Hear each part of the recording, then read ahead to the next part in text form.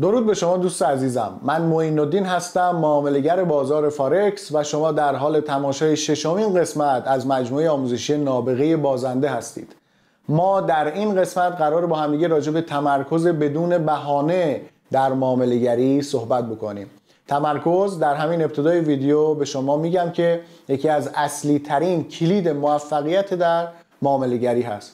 تمرکز اون چیزیه که گمگشته امروز من و شماست، چیزیه که ما امروز نداریمش و اکثریت آدمای دنیا هم ندارنش، به خاطر بمباران اطلاعات، به خاطر بمباران افکار، به خاطر بمباران ایده های مختلف، به خاطر اینکه ما هر روز با این موبایلامون درگیریم، با این پست‌های رنگارنگ اینستاگرام درگیریم، با فکرهای جدید، ایده های جدید، مسیرهای جدید درگیر هستیم و این قدرت انتخاب رو برای ما اولا سخت میکنه و ثانیاً قدرت توی کاری موندن، پافشاری کردن، ثبات قدم رو هم برای ما خیلی سخت میکنه. ما امروز گمگشته زندگیمون تمرکز هست. حتی برای یک دقیقه ما نمیتونیم در یک کاری مثل کتاب خوندن، مثل نوشتن یک چیزی، مثل انجام دادن کارهایی که وظیفمون هست متمرکز باشیم. حتی ما پشت فرمون هم نمیتونیم متمرکز باشیم. اگر نگاه بکنید اکثر آدم ها رو ببینید، حتی وقتی که دارن رانندگی میکنن بازم این موبایلشون دستشونه و این از بی‌تمرکزی میاد. حتی در لحظه رانندگی هم ما نمیتونیم برای یک مسیر کوتاه متمرکز بمونیم.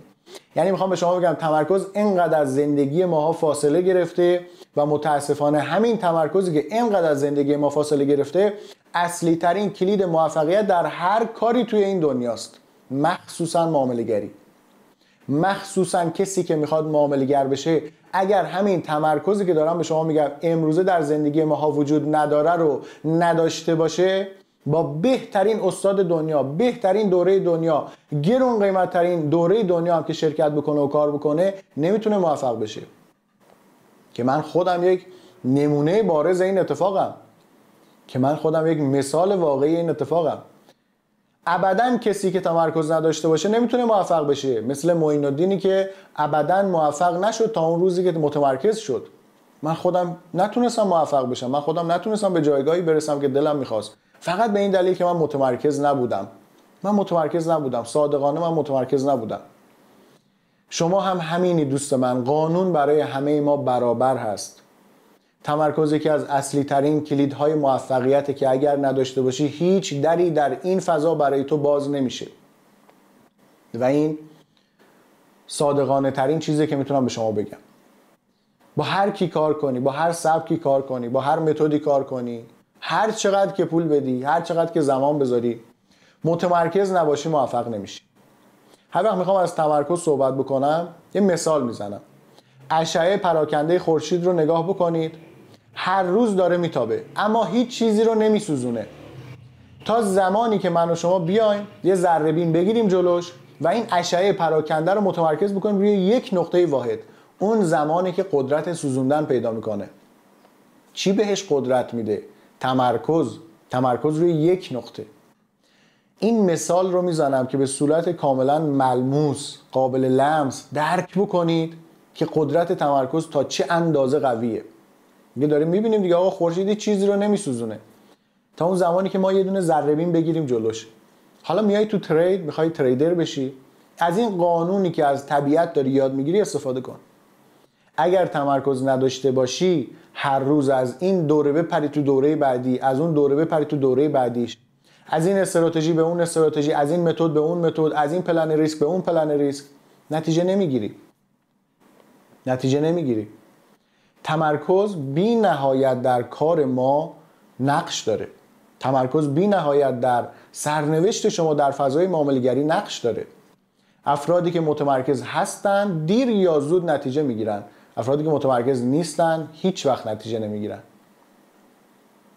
تمرکز دوستان میدونید کجا میتونید لمسش بکنید؟ کجا میتونید متوجه بشید که شما متاسفانه درگیر این عدم تمرکز شدید در طول مسیرتون؟ اون جایی که هفته اول هست، شور و انگیزه دارید، میل و رغبت دارید، توی دوره شرکت کردید، با هزار امید و آرزو شروع میکنید به آموزش دیدن. یه هفته کار میکنید، یه هفته متمرکز هستید، بک تست گرفتید، دارید آموزش میبینید، یادداشت برداری میکنید، به محض اینکه 1 هفته تموم میشه یا نهایتا شاهکار بکنید 2 هفته تموم میشه، این هیجان شما که میخوابه فروکش میکنه، تمرکزه میاد پایین.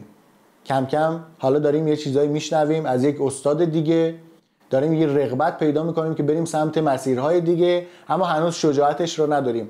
در هفته سوم که رقم خورد، ما دیگه این مسیر رو میذاریم کنار، میریم سراغ دوره جدید، استاد جدید.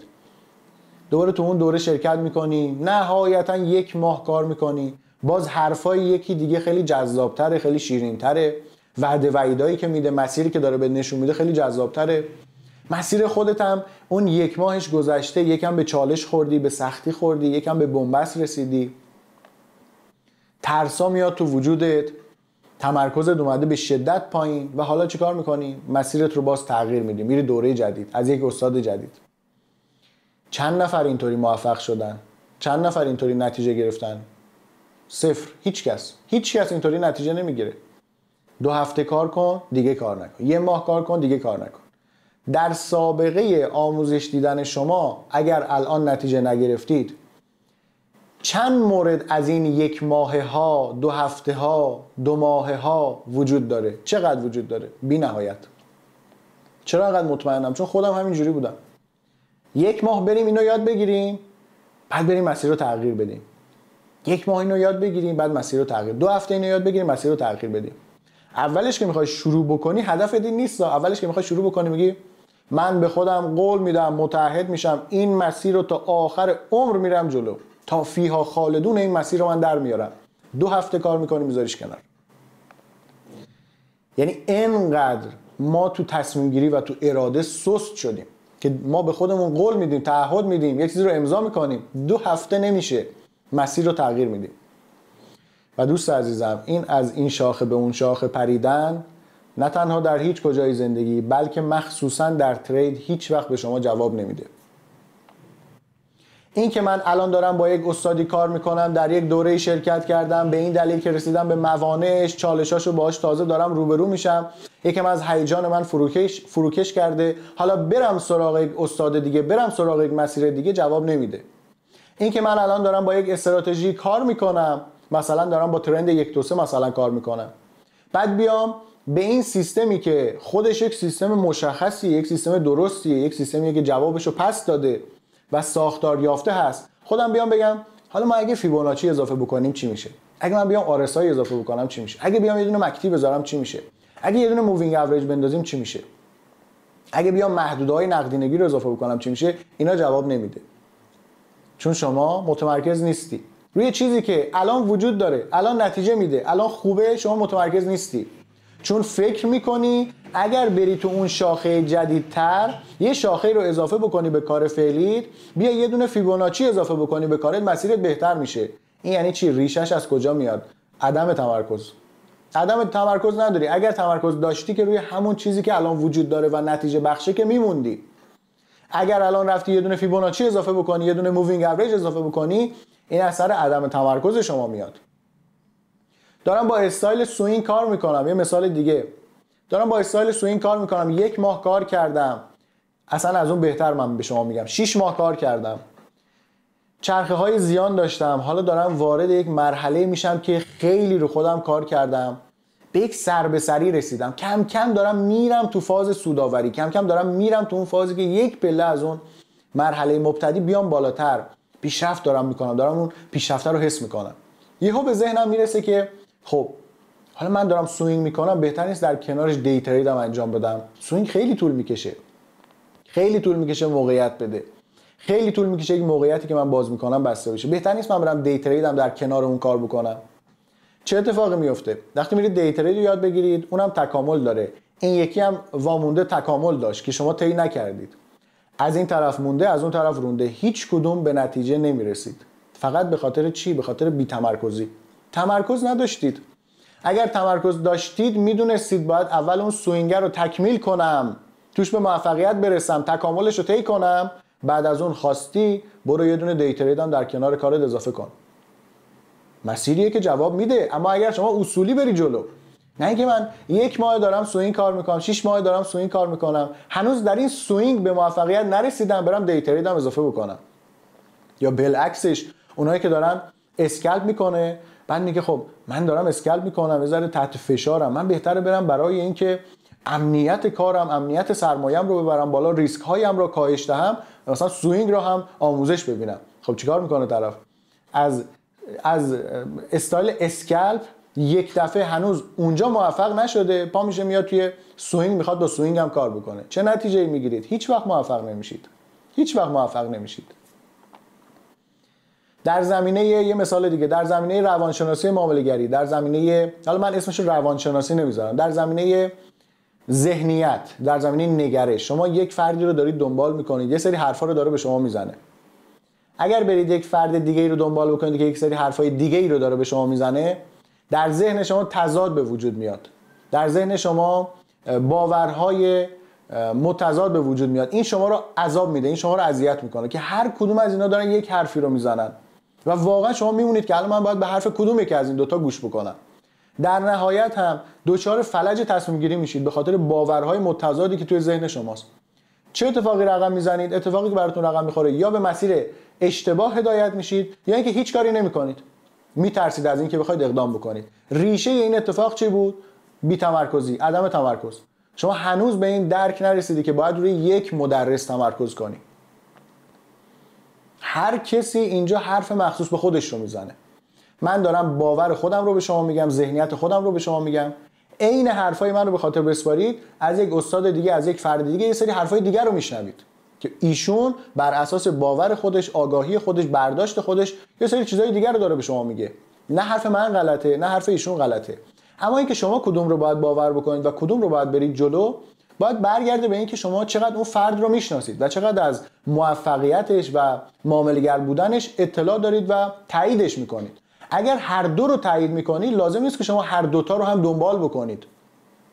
لازمه که فقط یک فرد رو دنبال بکنید. یک فرد از این دو فرد رو انتخاب بکنید و همون رو فقط دنبال بکنید. من همیشه میگم در خط یک آدم باشید. اگر باورهای متضاد نمیخواید، در خط یک آدم باشید.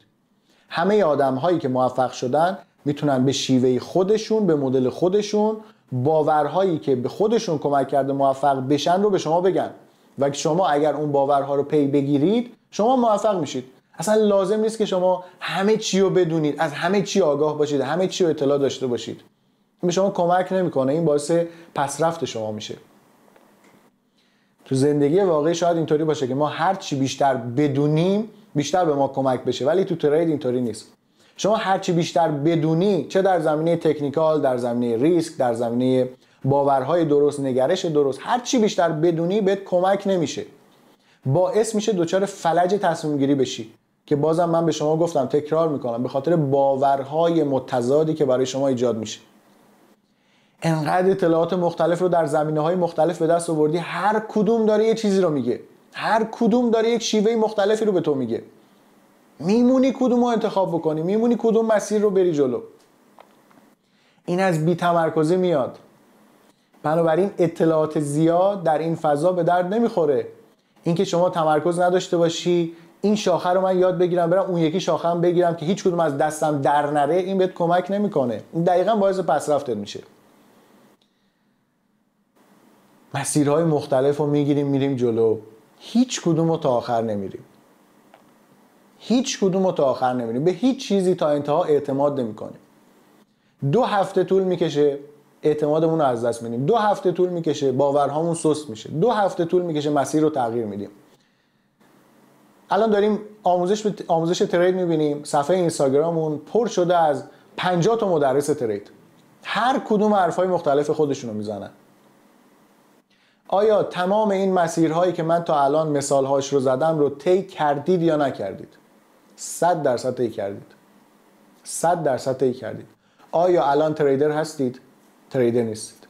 چرا تریدر نیستید؟ به حرف من ایمان بیارید. به خاطر عدم تمرکز شماست. میخواید تریدر بشید؟ از امروز تمرکز رو یاد بگیرید. از امروز یاد بگیرید متمرکز باشید. روی چی متمرکز باشم؟ تو هر کاری اومدی ورود بکنی، روی یک عنوان متمرکز باش. من دقیقاً تریدش رو به شما مثال میزنم. میخوای آموزش ترید ببینی، یک استاد رو دنبال کن.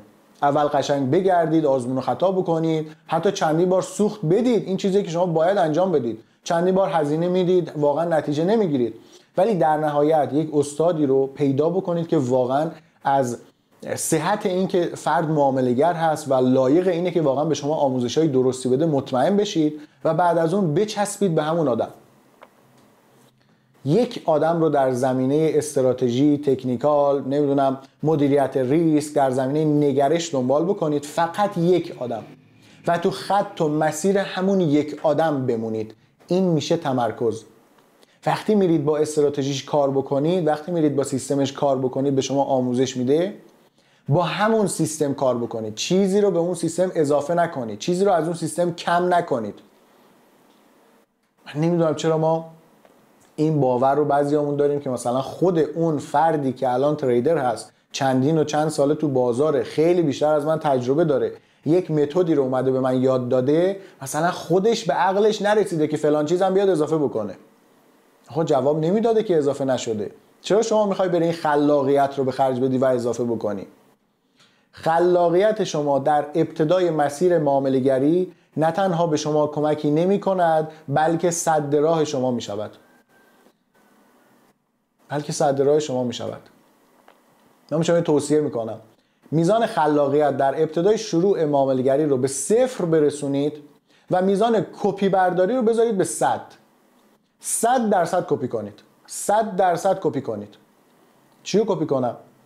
استادی که داری دنبال میکنی، اون یک فردی که داری دنبال میکنی، اون یک ذهنیتی که داری دنبال میکنی، اون یک استراتژی که داری دنبال میکنی، اون یک پلن ریسکی که داری دنبال میکنی رو 100% کپی کن، بدون هیچ ذره خلاقیتی. نه ساعتش رو تغییر بده، نه استایلش رو تغییر بده، نه نمادش رو تغییر بده، نه نمیدونم هیچ چیش رو تغییر نده، هیچ چیش رو اضافه نکن، کم نکن، تغییر نده، فقط کپی کن. من خودم فردی هستم که بسیار بسیار در زمینه‌های مختلف خلاقیت بالایی دارم. اصلا یکی از چالش‌های زندگی من این بود که خلاقیت بالا داشتم ولی تمرکز بسیار پایین داشتم. ثبات قدم به شدت پایین، خلاقیت به شدت بالا، ایده ها به شدت زیاد، افکار به شدت زیاد، هوش و نبوغ به شدت زیاد، ولی ثبات قدم، استمرار، صفر، هیچی، خالی. بخاطر همینه یکی از دلایلی که من اسم این مجموعه آموزشی رو گذاشتم نابغه بازنده، دقیقا خودمم. من یک نابغه‌ای بودم از نظر خودم که بازنده بودم. که شما هم اگر امروز حس میکنید خیلی خلاقید، خیلی میدونید، خیلی کارتون درسته ولی بازنده هستید، دقیقا این مجموعه آموزشی دقیقا به درد شما میخوره.